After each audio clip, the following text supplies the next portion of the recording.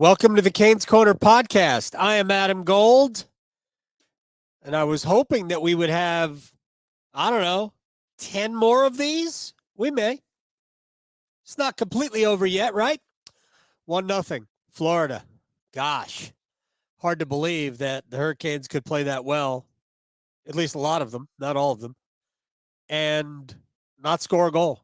Sergei Bobrovsky is obviously playing at a level that I'm not sure he's ever played at for a given stretch. I mean, I could certainly go back, and any of us could go look it up on hockey-reference.com to see if there was a 3-game stretch in his career where he stopped 132 out of 135 shots.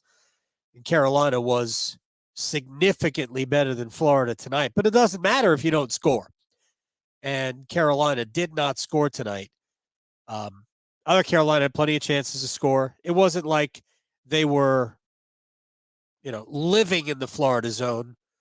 But Florida had, at even strength, through 2 periods, 1 scoring chance. 1. Carolina had plenty. Carolina, I think, had 9 through the first 2 periods. Now, we're not talking about just garden variety. We're talking about legit grade A's. And that doesn't even include, certain things where you don't get a shot off, because it's not considered a scoring chance unless you get a shot, believe it or not. So opportunities where you don't fire the puck at the net, where you maybe overpass it a little, and so you don't get a shot, that doesn't count. Carolina did, I think they played a very good game tonight. But it doesn't matter, right? It just doesn't matter. So we are here. We'll take comments at some point. Try to do a better job going through those. But I have some thoughts on what we saw. We're brought to you by the Aluminum Company of North Carolina. You can see it in the upper right and lower left-hand portion of the little box there. So if you need some improvements for your home, the exterior of your home, I mean, they're not going to redo your kitchen, but if you have a bay window in your kitchen, they can redo that. So aluminumcompany.com, free no obligation estimate right there. Sometimes it's just not your night, Sometimes it's legitimately just not your night. And Carolina's felt that way probably 3 times already in the series. Again, and nobody wants to hear it, and I'm not going to make excuses for the roster. Hurricanes got through 2 rounds of the playoffs with this roster. It's good enough to beat Florida. They outplayed Florida tonight. Of course it's good enough to beat Florida. They outplayed Florida in game 2. Not like they did tonight, but I thought they were the better team in game 2. They weren't the better team in game 1. I got no problem. I thought if we award wins for the team that played better, regardless of how many goals they scored, if we just awarded wins based on that, Carolina would be ahead 2-1 of the series. But again, that ain't how it works. So you got to score. Otherwise, it doesn't matter. It doesn't count. But I thought Carolina was really good tonight. They generated tons of chances. Florida really didn't generate anything. They got the lone goal on the power play. We could talk about the officiating in a minute. I don't have a great problem, really, with the officiating tonight. I mean, I know the head coach. I know Rod is like, well, we lived in their end. We only got 1 power play. Yeah, that's true. And there might have been a couple of others that could have been called, but I didn't see anything that had to be called till the end. Let's just go over this game real quick.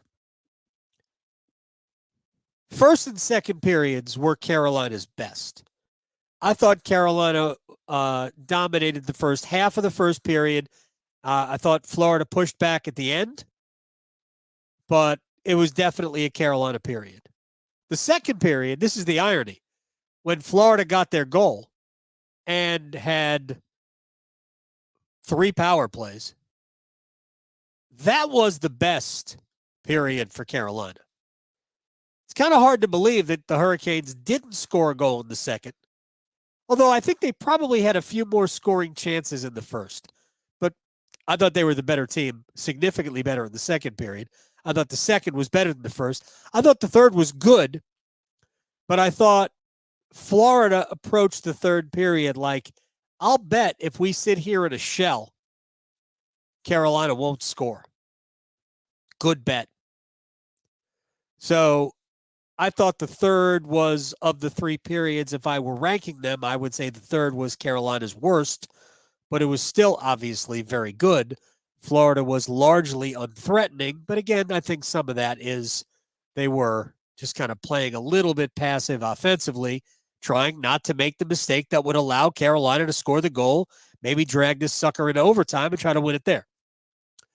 But I thought Carolina was more than good enough to win the game. Carolina hit 3 posts tonight. Jesper Fast, a deflection off the post that clearly beat Sergei Bobrovsky in the first. The Brady Shea shot off the crossbar, I think that was in the second. And the Brett Pesce low drive that beat Bobrovsky, I guess between the arm, blocker side arm, and his body, that went off the post in the third. All of that, right? You hit 3 posts. They hit a bunch of posts in game 2. They hit a bunch of posts in game 1. Again, sometimes the goalie is great, and sometimes the goalie is great and catches breaks. It's kind of what's happening here. And I'm not even going to sugarcoat the thing. I think, and I said this in game 2, I thought in game 2, Carolina didn't do enough with the opportunities that they had. Carolina had the puck for most of game 2, but they didn't necessarily turn all their possession into great scoring chances. I thought for the first 2 periods today, Carolina did. Third period, again, I think Florida was a little passive, made it much more difficult for Carolina to get inside, and I think it wasn't as dangerous a period for Carolina, although there were seriously good moments for the Hurricanes to generate stuff, and they generated some chances. They just didn't have enough, and none of them obviously got past Bobrovsky. But I thought in game 2, Carolina's bigger problem was just, if you look at it, and I'm going to use like a soccer term, there's the attacking third, right? And I didn't think Carolina got through the middle of the ice and put themselves in position to get great scoring chances as much in game 2. So they didn't have very good play in the attacking third, if you will. But I thought they controlled the play. They just lost the game in overtime. Tonight, I thought for 2 periods, they did everything but score. Everything. They forechecked well. They hemmed Florida in. They created turnovers. They got the puck into the middle of the ice. They had chances. They just didn't score. And again, that's why we keep score. Most goals win. And tonight, 1 was enough. 132 shots saved, 135 shots attempted. It's a .978 save percentage for Bobrovsky. It's really, really hard to beat that, don't you think? This kind of goes to show where Carolina's luck was tonight. Carolina had obviously hit the 2 posts and a crossbar. Had some other the Shea pass in front to Jarvis through the legs of a defenseman, and the deflection off Bobrovsky's pad that kind of flutters around. Now, it wasn't in danger of completely crossing the line because Bobrovsky's pad was close enough to the goal line, but it was on the line. I mean, it's pretty close to being a goal. Wasn't a goal. I'm not arguing that it was, but it's fairly close to being a goal.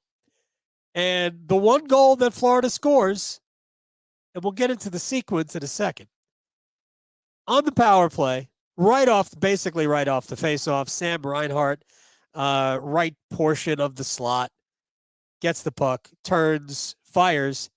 Jacob Slavin's stick is there trying to deflect it, and he did, but he didn't deflect it off the frame, and it beats Anderson up high. So the shot deflected right off of the stick blade of Reinhart. It beats Anderson.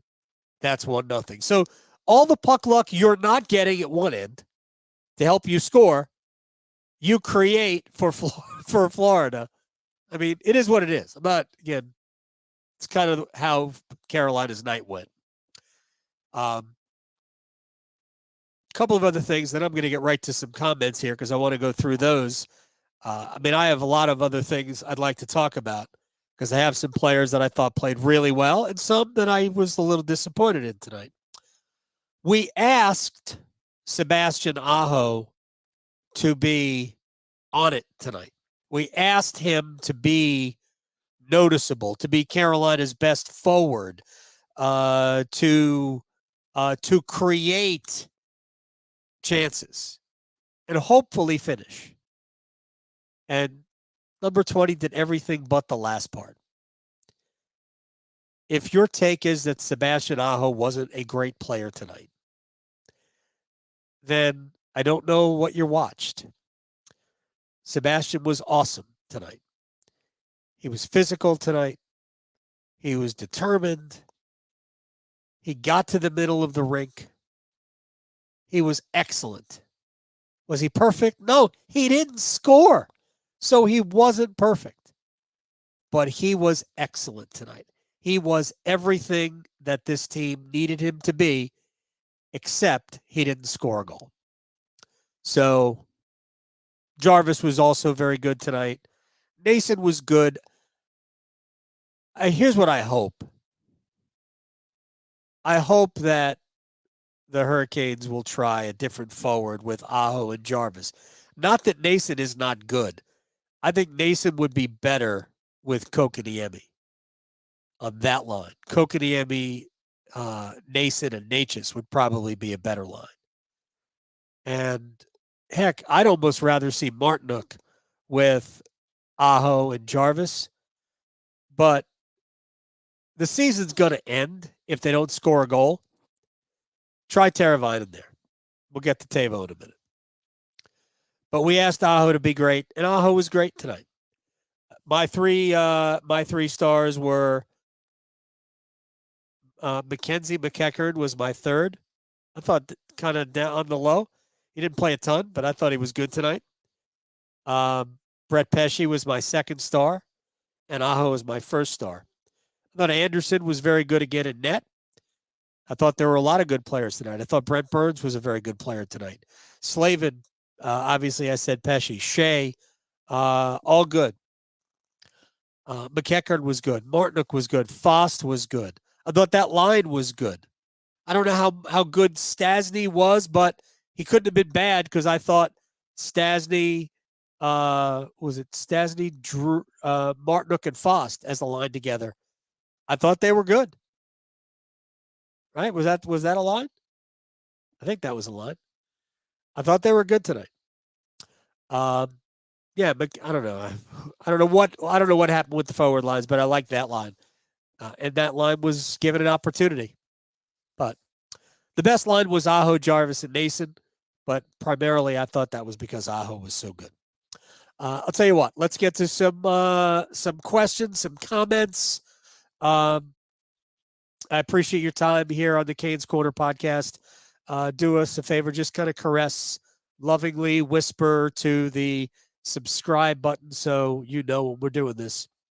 Michael, we always have a lot of grade A chances. We just struggled to finish them. Bob is playing out of his mind. Don't have anywhere near the firepower to beat a goalie on fire right now. Well, I mean, I can't really argue with any of that. But Carolina clearly could have scored a couple of goals. It should have scored a couple of goals, right? We all agree that there should have been goals scored. It's not always the goalie, because I think there is some truth to what Michael had to say. Carolina is not blessed with great goal scorers. Even their best player, Aho, is more of an all-around player. He can certainly score goals because he does. But I would call Aho more of a playmaker than a finisher. I'd say the same thing about Andrei Svechnikov. Frankly, all of their play, I don't think anybody on the roster, Jarvis is probably the best natural scorer they've got among healthy players, because Pacioretty is obviously that. But you're right. It's the makeup of the team. But the style of this team is the volume and the grade A chances. And for people who say, well, they just fling shots from all over the place. Well, that's only part of what they do. I know it's going to sound weird, but the Hurricanes have generated more grade A scoring chances than any team in the league at 5-on-5. Yeah. Yes. It's the Hurricanes, number one in that category. In grade A scoring chances, high danger scoring chances, according to Natural Stat Trick. And these are shots, which, by the way, a high danger chance is not the same for all players, or it is the same, but obviously it's less dangerous. For instance, if you've got the puck 10 feet from the goal, it's a high danger scoring chance. Unless, of course, you're behind the net, but you understand what I'm saying. But is it the same chance if you're Jesper Fast or Connor McDavid? Of course not. But it's judged the same. The Hurricanes generate more of those chances than any team in the league. They also allow fewer than any team in the league. That's the system. That's what the system creates. Normally, if you get enough of those chances, you'll bury a couple. But not when the goalie is playing like Bobrovsky is playing. 132 saves, 135 shots at him. 978 save percentage. Paul, are the Canes still trying to be too cute or perfect with their opportunities? Florida's defending well, but I still think that more chaos is needed instead of the structured plays. I don't think there's much structured plays other than the face-off stuff and the general sets you try to run on the power play. So I didn't think today was really trying to be too cute. I will say that the one power play that they had in the first period, that was an absolute disaster. I think the power play fell apart when Burns, rather than just keep the puck, I thought Brent could have held the puck. He didn't have to make a pass. He could have just faked a pass and then backed off. But he made the pass. It was deflected out of the zone, and the Hurricanes never recovered. And unfortunately, they had a good entry, decent enough entry. They had possession of the puck. And that play, that decision, just destroyed it. And they never got it back. And they never got another power play after that. If they had played 62 minutes in the game, they would have gotten a power play because Nick Cousins was given a roughing penalty after the final whistle. Sure, I'm excited to see that in the box score. Nice job. How about that for a wink? Not a good wink. Real quick on officiating before we go through a couple of more questions and comments. I really didn't have a problem with the officiating tonight, except for this. Because I didn't see any bad calls. I saw one missed call for sure, maybe two missed calls, but I am more of the mind that in the playoffs, the penalties that you call need to fall into one of two categories. They need to be, like, you can't have unnecessary dangerous things, right? Well, let me do it in the other direction. For my money, if I'm a referee, if I'm calling a penalty, the penalty I'm calling must have a direct impact on the play. whether it's a pass out of the zone, a pass within the offensive zone, a shot, a chance, skating around. So it has to be that something that, man, if I don't call this, if I let this go, we could be putting the other team at a disadvantage. So those penalties I call. But there were penalties that were called tonight that, to me,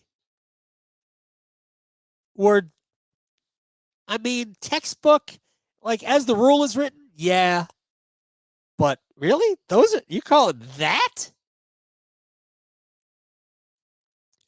So most of the stuff I think is just hockey plays. Like game 2, Brandon Montour bear wrestles Brett Burns to the ice. That's a hockey play. Today, who was it? Ekblad and Nason for coincidental roughing penalties. Did we really need that? I'm not sure if Stefan Nason did anything, but let's be honest here. Are we really just going to take 2 guys off the ice because we can? You didn't have to.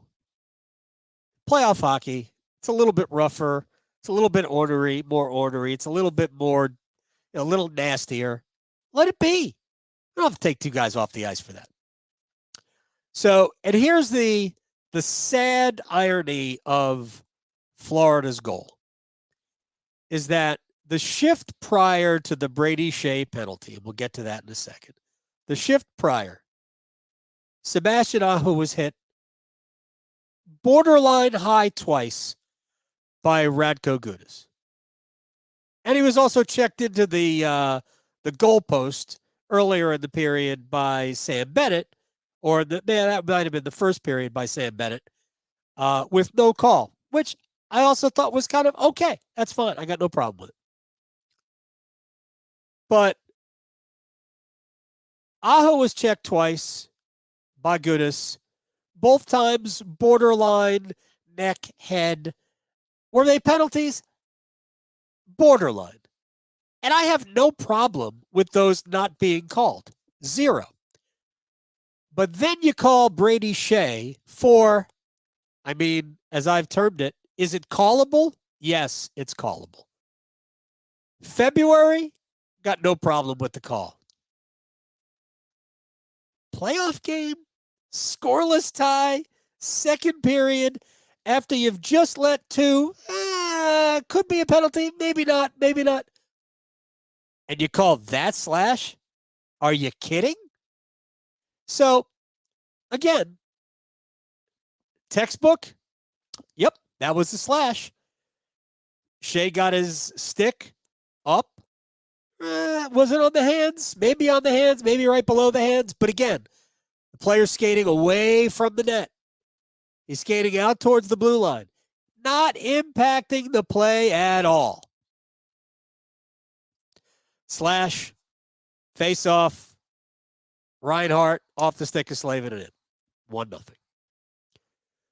Then, later in the period, Sebastian Aho. Just kind of holding the stick out. Is it up on the hands? Yeah, it's kind of high. Again, callable? Sure. And then, as that power play has about 20 seconds left on it, Jordan Martinook causing havoc in Florida's defensive end is there checking Matthew Tkachuk.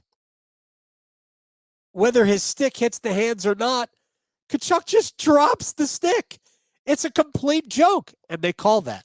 Like, again, in the rule book, that looks like it might be slashing. But Tkachuk just drops the stick. And oh, by the way, the penalty that they called on Jordan Staal for cross-checking or whatever they called him for, Nick Cousins in the first period, was an utter joke. A cross-check to the chest, right? Wasn't even a cross-check because the puck was there. It's a fair play. And then Cousins snaps his head back. They call that. Whatever. Florida didn't score on that power play. No harm, no foul. And then, at the end of the game, was Sebastian Aho kind of hooked? when he was trying to exit the defensive zone right in front of the official? Maybe. Again, all things being equal, I don't call that. But the crap you called in the second period makes that callable. And then the Shane Gostisbehere high stick. Reinhardt's stick definitely hits. Just no doubt hits Gostisbehere in the visor. Gostisbehere clearly embellishes, but stick hit him in the face. Referee blew the whistle as Florida was scoring into an empty net. Well, must be a power play for Carolina then. Nope. So explain to me how Florida didn't score a goal. Because it's got to be one or the other. Unless I'm misreading the rule, I don't know. That's my issue with the officiating tonight. I really don't have a problem. But if you're going to call ticky-tacks, keep calling them. But I said this, whether it was to, I think it was to Corey Lavalette in the second intermission. I said, I don't expect anything called in the third. He said, I would expect game management to even it up. No chance. Because Florida was smart. Florida played the third period very cautiously. They had no interest in even coming close to committing a penalty until late when they probably, they may I shouldn't even say probably, may have committed to.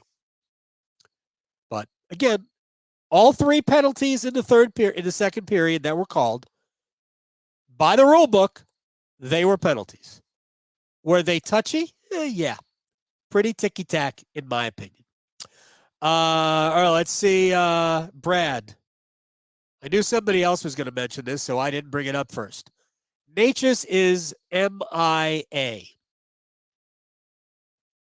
Yeah, it's unfortunate. Martin Neches played 61 games at near all-star level. He had 59 points in 61 games. He has been essentially a 40-point scorer the rest of the way, including the playoffs. So this was game 14 in the playoffs. Neches has 7 points. He went from being a point a game to a half a point a game in the latter part of the season and the postseason. And tonight, I was particularly disappointed in the amount of times he avoided a hit to not make a play. There's a hockey phrase called take a hit to make a play. And Neches did the exact opposite of that tonight. I think it's discouraging that in a game that Carolina had to have, Neches was not interested in taking the physical pounding that had to come if you wanted success. I know how fun he is to watch. I love watching Martin Neches when he is at his best. But tonight, I thought did a lot of damage to the way we should be looking at Neches' season. Carolina's roster is such that there are 4 players that have to be difference makers offensively. 4. That's all they've got. Aho, check. He was very good tonight. Jarvis, check. Also very good tonight. The most encouraging thing about the playoffs is that Seth Jarvis comes to play every night, plays physical, unafraid, willing to take a hit. Love that kid. I wish he was 4 inches taller and 20 pounds heavier. Who knows? Maybe he'll still grow. He's still young. I kid. Teravainen. Whether he's not ready or this is the Teuvo Teravainen that we saw all year and it never changed, don't know. He was no good tonight. Again, third game. His best moments all came in the first game in overtime. And Neches, no good tonight. Those guys have to be on the score. Those guys have to produce the offense. If you have Svechnikov and Pacioretty, there's more scoring. So you don't have the luxury now of having your best players not be at least noticeable. There was a time in the second period, Teuvo came off the bench onto the ice, and I went, oh, that's right, he's back. Trouble.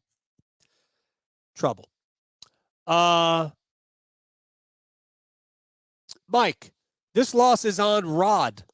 Uh-oh. Why on earth would he change all four lines and refuse to switch them back when it's obvious that it wasn't working? I don't often disagree with my friend Mike from Jamaica. They did everything but score tonight, Mike. They were the better team. They created more chances. They had the puck. Not all the lines were good, but Aho and Jarvis together were great. I didn't love Nason. I don't love Nason on that line. He doesn't play fast enough for me with that line. I think Martinook is a better fit than Nason on that line. But Nason is a scorer. He's a goal scorer, so they want Nason around the net. So I understand that. I thought creating the line with Stastny, Martinook, and Fost was very good. I liked that line. We get the line combinations at the beginning of the game only because they changed them. Rod made two quick changes throughout. I think it was going into the third period of the game, and I want to just get these. He had Jack Drury skating with Stahl and Neches. I didn't think that line was very effective. Jack Drury did not have a good series, in my opinion, or hasn't so far. Series not over against Florida. Neches, of course, has been a no-show. Martinook, Stastny, and Fost I thought were very good. But I kind of liked McEachern tonight. I didn't like his line mates, Kokoniemi and Teravainen, but I liked McEachern a lot. He flipped McEachern and Drury, so Drury ended up playing with Teravainen and Kokoniemi, I think, in the third period, and McEachern ended up with Stahl and Neches. And I thought McEachern was one of Carolina's best forwards tonight.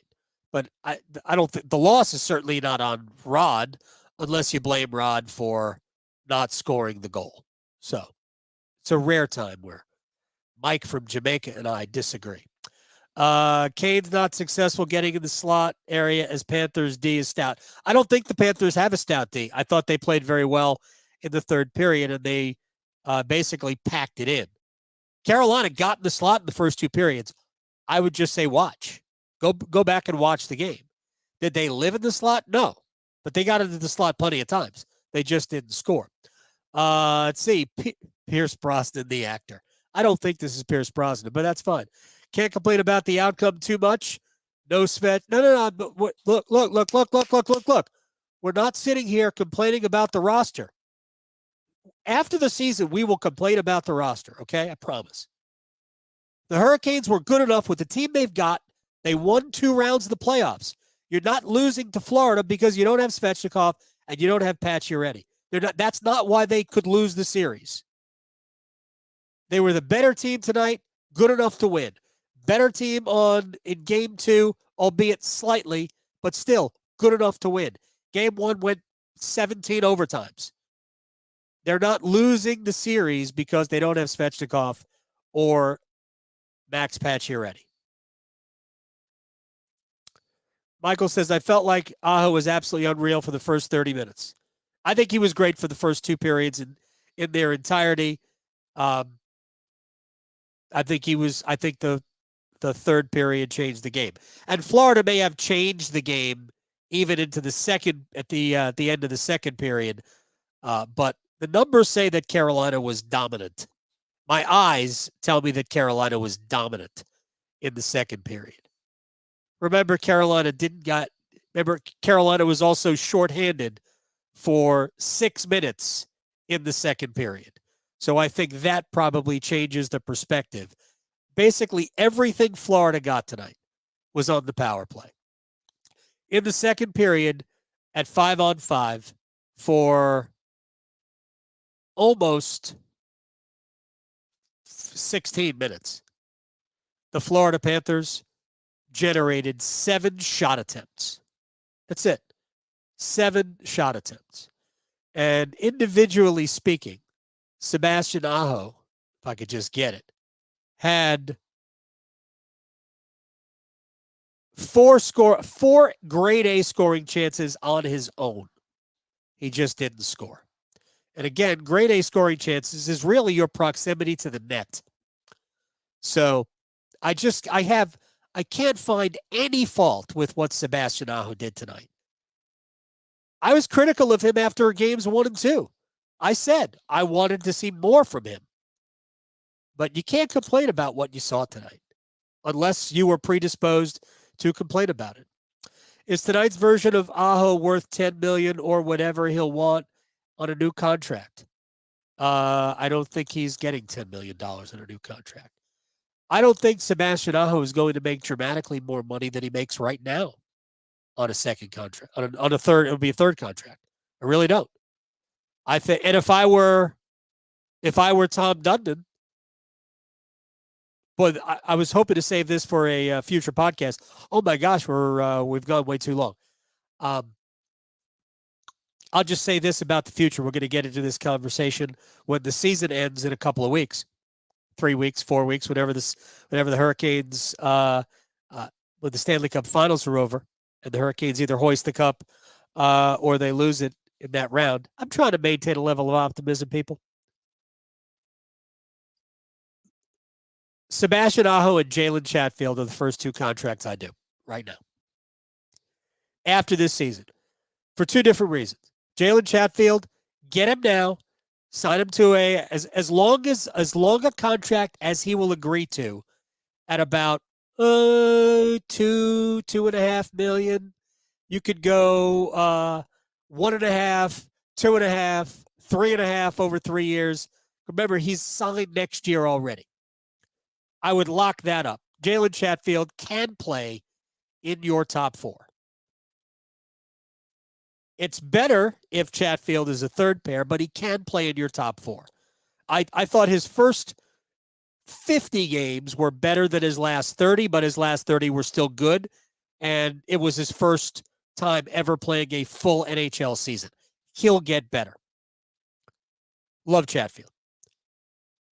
But you sign Aho because he, A, is your future captain, and B, is kind of going to be the glue. He's the player that people will want to play with. So you make sure that guy sticks around because that guy will bring other people in. And after the season, we'll talk about where the Hurricanes would go with the Neches. Eric says, still feel Neches is just not present in this round. We just talked about that. There is no question that he has been not here at all. And it's disappointing because we all know how good he can be. I mean, I'll just go back to the Nashville series a couple of years ago. Neches scores a goal that if he doesn't score it, Hurricanes probably lose in the first round to Nashville. That's the way the series felt like it was going. They're trailing in the third period, midway through, I believe. Neches does the wraparound, beats UC Saros, ties the game. Carolina wins it in overtime. They were generating nothing in that game. And then Neches, bolt of lightning, boom, it's tied. But that's a skill goal. Marty, he made such a big step from last year to this year for the first 60 games. And then in the last 20 of the regular season, it's actually 21, and the 13 of this postseason, he became last year's Neches. Now, I'm hoping that I will be proven wrong by him, because I don't think they're going to trade him, although I was convinced they would last year. I think they will keep Neches.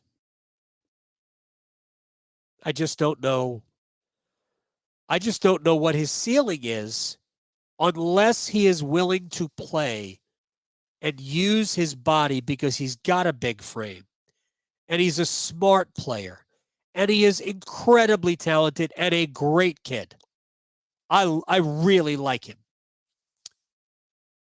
But tonight just, I thought, really did some damage. He just looked like he was not ready. He was not fully engaged in what needed to be done. That's why when you watch Jarvis play, gosh, it's so good. It is so encouraging to watch Seth Jarvis. Just unbelievable. Let's see. I don't know. There's a lot of comments here. I can't read that one, General Zod, but I agree. I can't read that one, General Zod, but I agree. Let's see. I'm an NC State grad and a Canes fan out in Oregon. My Seattle Kraken and Colorado Avalanche coworkers are laughing at me right now. This is embarrassing. At what point? At what part? I had a friend of mine text me, a friend of mine, Jay, my guy Jay, texted me today and say, I'm just not allowed to win. I'm a Canes fan. I'm an Arsenal fan, and I'm a State fan. Like, I feel your pain, dog.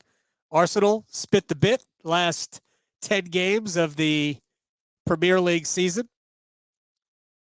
They did. Look, the Canes were the second best team in the league this year, and they're playing in the Final Four of the NHL. I mean, it's pretty good. I mean, it's not what we want, but it's still pretty good. They're going to end up drafting 29th if they don't come back and win this series, which I understand the math. They're probably not, but I have not given up hope. Win game 4. Win game 4, roll the dice. Win game 5, put the pressure back on Florida. So I just countered with, well, I'm a Canes fan, and I'm a Mets fan. So, and I said I was a Liverpool fan. He goes, no, you've won twice. I'm like, all of that was before I became a Liverpool fan. All of that was before I became a Liverpool fan. It doesn't count. 19 and 20 doesn't count. Let's see what else. See what else we have. There's so many questions. Anyway, Carolina was excellent, but at the same time, not good enough. And that's where we are, 3 games into the Eastern Conference Finals. And hopefully it'll be better on Wednesday. And then I'll drink something better than that. Which, real quick, editorial comment from me. Coke Zero, the best of the diet brand cola beverages. But you take a Diet Pepsi and you pour it in the glass with ice and squeeze a half a lime in it. That is outstanding. Until next time. I'm Adam Gold. This is the Canes Corner podcast live on YouTube. We are here after every Hurricanes game. Hopefully we still have a bunch left.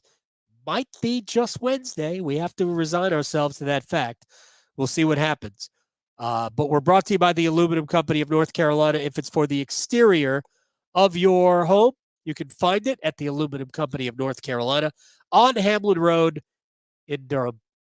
Sammy Hanna and his crew do a great job. So go check them out online, aluminumcompany.com. Follow the Canes Corner podcast wherever you get your podcast.